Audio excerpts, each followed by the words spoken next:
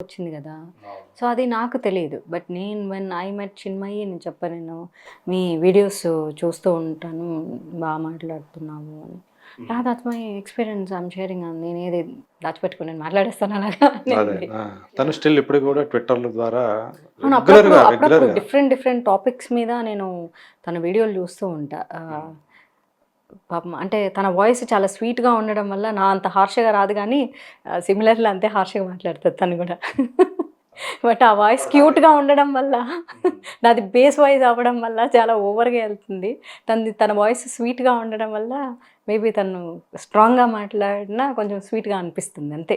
తన యొక్క ఇష్యూ తెలుసా మీకు? అంటే తెలీదా మీకు నో. మొత్తం ఐ నో. వరకు? I know. I know. ఎందుకంటే నేను తనకే చెప్పినాను కదా! అదే. సో, అలాంటి వాళ్ళకి సపోర్ట్‌గా మీరుంటారా మీరు? Definitely. She is on point actually. నేను ఎప్పుడూ చూడండి ఒక రైట్ ఇష్యూ మీద సొసైటీలో జరిగేటటువంటి ఒక రైట్ ఇష్యూ మీద అండ్ దట్ టు తను ఆ మోరల్స్‌కి, ఎథిక్స్‌కి స్టిక్ అయ్యి ఉండి అవును. ఎన్ని ఒత్తిళ్ళొచ్చినా, ఎన్ని ఎంత ఒత్తిళ్ళొచ్చినా ప్రెషర్ ఆమె మీద స్టిల్ ఎగ్జాక్ట్‌లీ. ఇప్పుడు ఎలా అంటే చేసేది శివ పూజలు, దూరేది అలా కాకుండా అలా చేసి మళ్ళీ ఇలా మాట్లాడితే నేను సపోర్ట్ చేయను. కానీ ఆ అమ్మాయి స్టిక్ అయి ఉంది. తను చేసే పనికి, తను ఎదుర్కొన్న దానికి తను స్టిక్ అయి ఉంది కాబట్టి డెఫినెట్లీ ఆ అమ్మాయి వాయిసింగ్ చేస్తుంది. అట్లా వాయిసింగ్ చేయడం కూడా చాలా ఇంపార్టెంట్. అండ్ దట్ టు వాళ్ళ హస్బెండ్ కూడా అసలు రాహుల్ కూడా 100%. ఎందుకంటే పెళ్ళైన మహిళ ఇది ఎంత కాదన్నా మేల్ డామినేటెడ్ సొసైటీని గుర్తుపెట్టుకోవాలి. ఒక ఆడపిల్ల బయటకొచ్చి ఇలా మాట్లాడితే భర్త అనేవాడు ఇంట్లో మానసిక హింసకి అమ్మాయిని గురి చేస్తూ ఉంటే నువ్వు ఎందుకు మాట్లాడుతున్నావు? అమ్మాయి మాట్లాడలేదు. కానీ హస్బెండ్ అనే వ్యక్తి కూడా సపోర్ట్ చేయడము, ఆ అబ్బాయి కూడా ఇండస్ట్రీలో ఉండడం వల్ల మౌనంగా ఉన్నాడంటే తనకు కూడా ఆ విషయం తెలుసు. తను సపోర్టివ్, ఫుల్ అదే సపోర్టివ్. చెప్పేది. హీ నోస్ ఇండస్ట్రీలోనే ఉన్నాడు కదా! He knows that. ఇక్కడ కాకపోతే సమస్య చెప్తున్నా కదా! దినదిన గండం నూరేళ్ళ ఆయుష్. నోరు తెరిచి మాట్లాడేసేస్తే దేని గురించి మాట్లాడినా, ఒక కమిట్మెంట్ గురించి మాట్లాడినా, ఒక హిందుత్వం గురించి మాట్లాడినా, ఒక సనాతన ధర్మం గురించి మాట్లాడినా, దేశం, ధర్మం. దేశం అంటే దేశంలో జరిగే అన్ని సంఘటనల గురించి. ధర్మం అంటే ధర్మమైన ప్రతి విషయం. అది ఆడపిల్ల అంశం అవ్వచ్చు, గుడి అంశం అవ్వచ్చు, లేకపోతే దుస్తుల అంశం అవ్వచ్చు, ఏదైనా అవ్వచ్చు. అన్ని ధర్మమే కదా! మాట్లాడరు. ఆపర్చునిటీస్ కోల్పోతాం మాట్లాడితే. భయం. ఆ భయం వల్లే ఎవ్వరూ మాట్లాడరు. ఏం పర్వాలేదు, అట్లాంటి భయం మాకేం లేదు అనుకున్నోళ్ళు మాట్లాడుతుంటారు. సో, చిన్మయి తనకు జరిగినటువంటి సంఘటన గురించి వదలకుండా మాట్లాడుతుందంటే, వదిలేసిందంటే ఏదో కాంప్రమైజ్ చేసుకుంది అంటారు మళ్ళీ. స్టిల్ లేటెస్ట్‌గానే ఒక నిన్న మొన్న ఒక మాల్‌లో ఒక రిటైర్డ్ టీచర్, అది కూడా ఒక మఠానికి సంబంధించిన స్కూల్ టీచర్ రిటైర్ అయిపోయాడు. ఒక మాల్‌కి వెళ్ళి ఒక అమ్మాయిని గ్రోపింగ్ చేసి దాన్ని ఒక అతను వీడియో తీసి ఒక క్లిప్పు బయట పెట్టాడు అనమాట ఇలా.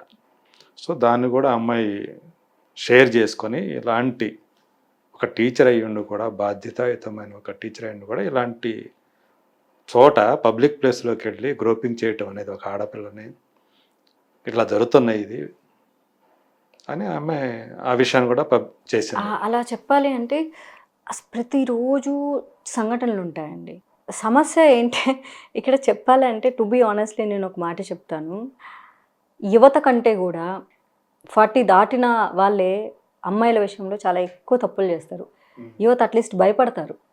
అమ్మో! అమ్మాయిని ఏమన్నా అంటే మళ్ళీ కొట్టేస్తారేమో, తిట్టేస్తారేమో, ఎవడ్రా నువ్వు అంటారేమో. కొంచెం ఆ జంకు అన్న ఉంటుంది అబ్బాయిలకి.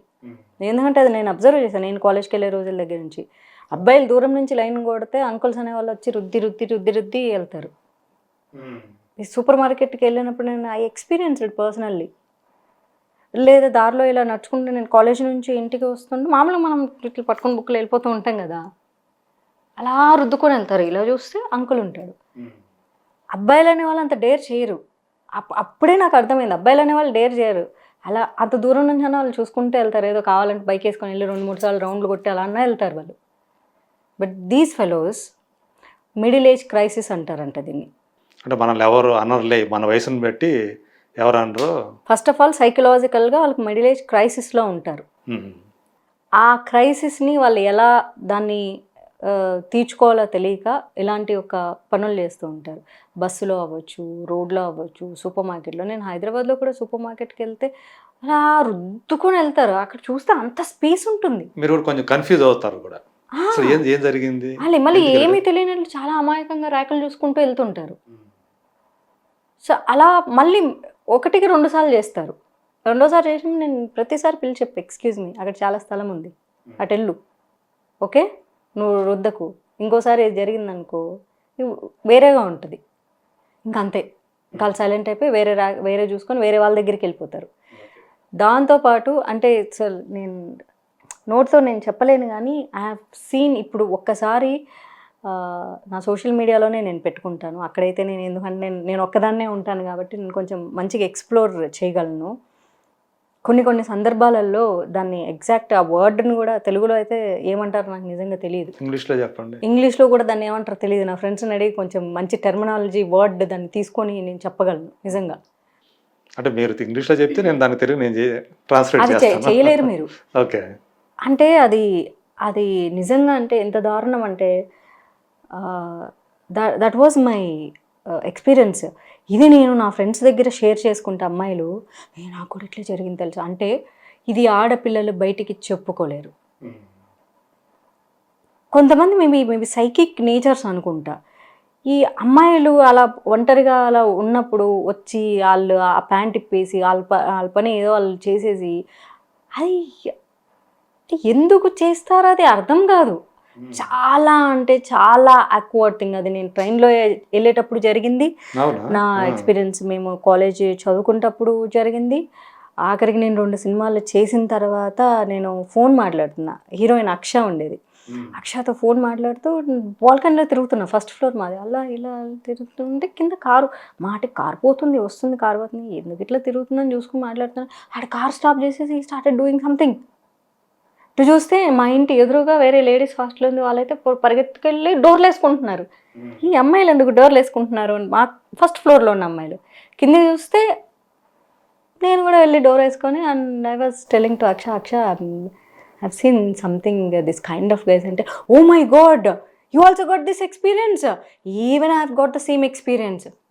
అది ఒక అమ్మాయి ఇంకొక అమ్మాయికి షేర్ చేసుకుంటేనే వాళ్ళ లైఫ్లో ఎప్పుడెప్పుడు ఎలాంటి సంఘటనలు జరిగినాయి అన్నవి మాత్రమే అది అమ్మాయిలే వచ్చి చెప్పుకోగలరు తప్ప అది బయటకు చెప్పుకోలేరు.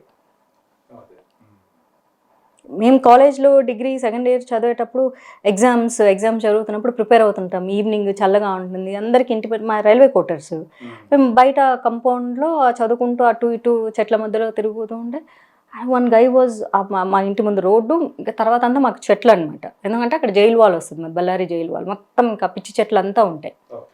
ఎప్పుడన్నా ఒకసారి ఆ రైల్వే డిపార్ట్మెంట్ వాళ్ళు వచ్చి కొంచెం క్లియర్ చేసిపోతుంటారు, బట్ చెట్లు ఉంటాయి, స్నేక్స్ వస్తూ ఉంటాయి, బట్ ఇండ్ల వరకు రావు. ఎందుకంటే ఇంకా మాదే లాస్ట్ లైన్ కాబట్టి. ఈవినింగ్ అమ్మాయిలు మా కాలనీలో మొత్తం 4 అమ్మాయిలు ఉన్నారు. 4 అందరికి ఒకటే టైం, అందరూ డిగ్రీనే చదువుతున్నారు, డిఫరెంట్ గ్రూప్స్, అందరూ కంపౌండ్లోకి వచ్చి చదువుకుంటున్నారు. యూనో రైల్వే క్వార్టర్స్ ఎలా ఉంటాయి, ఒక ఇండిపెండెంట్ హౌస్, దానికి ఒక కంపౌండ్, ఇంటి బయట చెట్లు, బాగుంటుంది, ఒక కూల్ అట్మాస్ఫియర్. ఇలా చదువుకుంటూ చూస్తాం కదా, హే అని చెప్పేసి వచ్చి ఈవినింగ్ డోర్ వేసేసిన. మా మదర్ వచ్చి, హే ఏమేది ఈ టైంలో డోర్ వేస్తాం, మనకు ఉంటుంది కదా, మనకి ఇండిపెండెంట్ అపార్ట్మెంట్లు అంటే మనం ఎప్పుడు డోర్లు వేసుకునే లైఫే. ఇండిపెండెంట్ హౌస్లకి ఏంటంటే మనం డోర్ వేసుకుంటే ఏంటి అసలు సందేవేళ డోర్ వేస్తావు, ఇట్లాంటి ఇవి ఉంటాయి. ఏం చెప్పాలి మా అమ్మకి, ఏం చెప్పాలో తెలియదు. ఏం లేదు ఊరికే అని చెప్పేసి లోపలికి వచ్చేసి ల్యాండ్లైన్ నుంచి ఫోన్ చేసి, అప్పుడు ల్యాండ్లైన్ ఫోన్ చేసి, అదే మా 3rd హౌస్ అమ్మాయికి, తనకి ఫోన్ చేసి, యూనో వాట్ ఇలా జరుగుతుంది ఇక ఇంటి బయట అక్కడంటే, మాధవి ఇప్పుడు మా ఇంటి దగ్గరకు వచ్చాను, నేను కూడా లోపలికి వచ్చా, అందుకే ఫోన్ ఎత్తా, లేకపోతే బయట ఉన్నా కదా ఇప్పటిదాకా చదువుకుంటూ.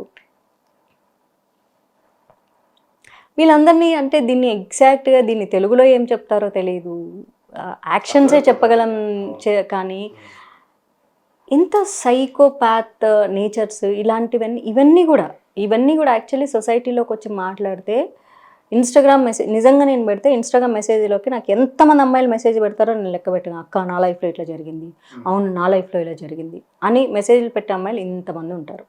నేను ఎప్పుడన్నా ఏదైనా సందర్భం గురించి మాట్లాడితే ఇన్బాక్స్లోకి వచ్చి చాలామంది అమ్మాయిలు మెసేజ్ పెడతారు, మా లైఫ్లో కూడా ఇలానే ఉంది, ఎవ్రీవేర్.